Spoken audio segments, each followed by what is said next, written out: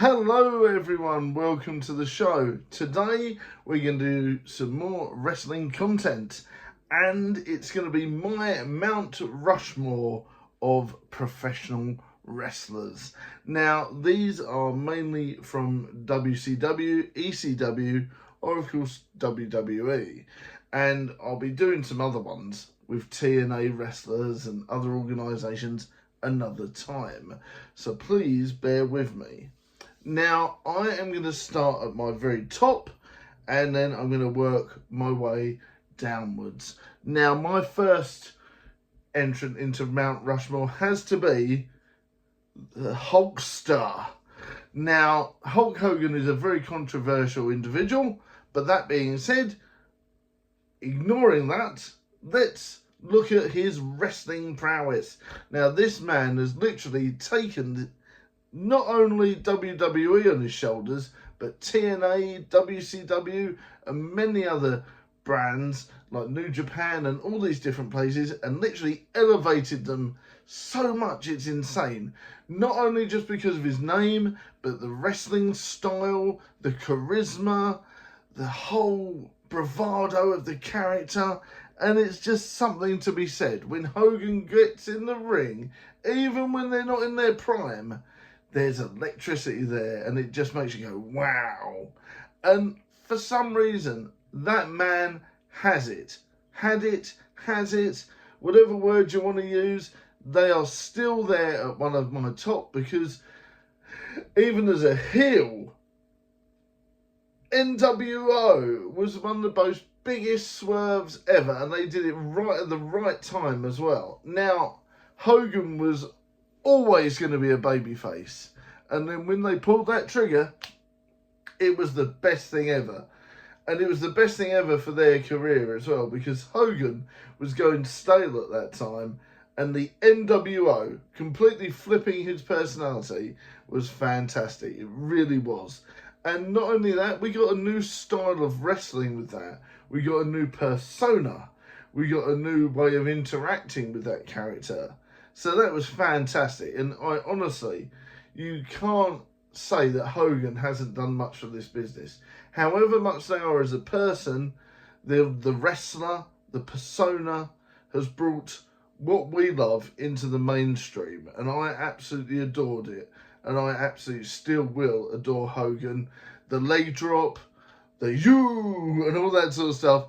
The style and the fun and the action that Hogan brought will never be repeated.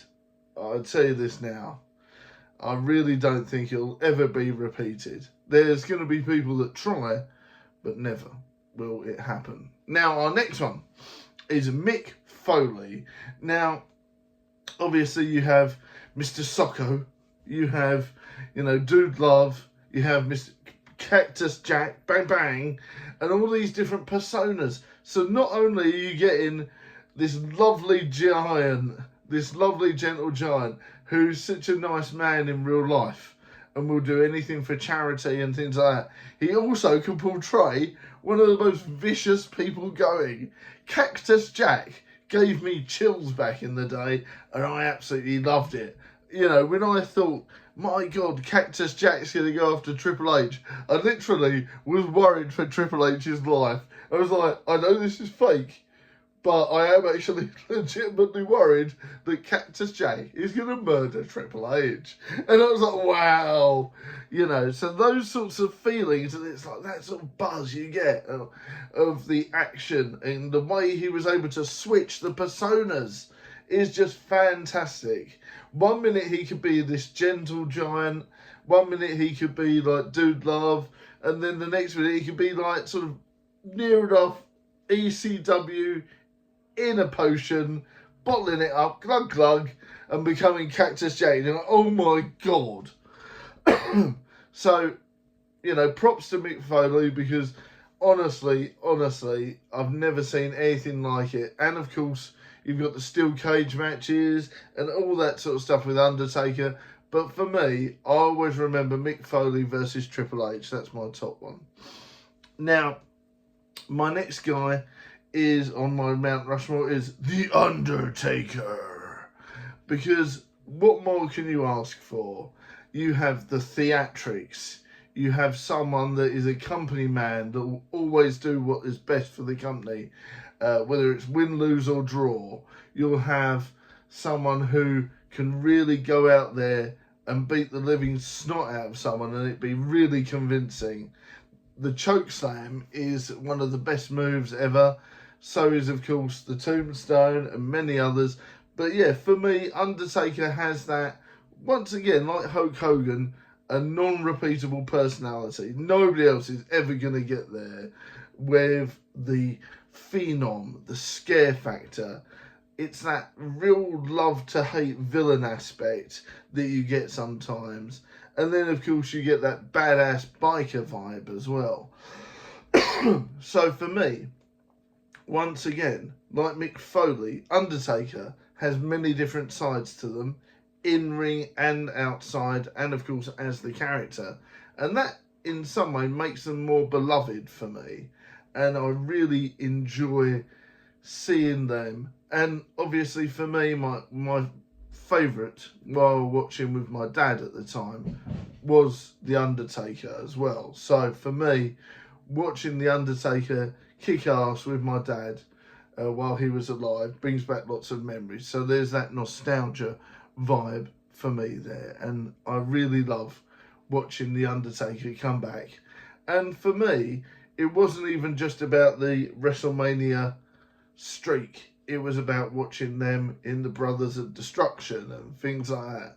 And watching them literally mow through the roster. It was fantastic. Because obviously Kane had a big part in Undertaker's career. So, you know, the Brothers of Destruction was epic. So there's a definite honourable mention to the lovely Kane as well. Glenn Jacobs, Mayor of Knox County.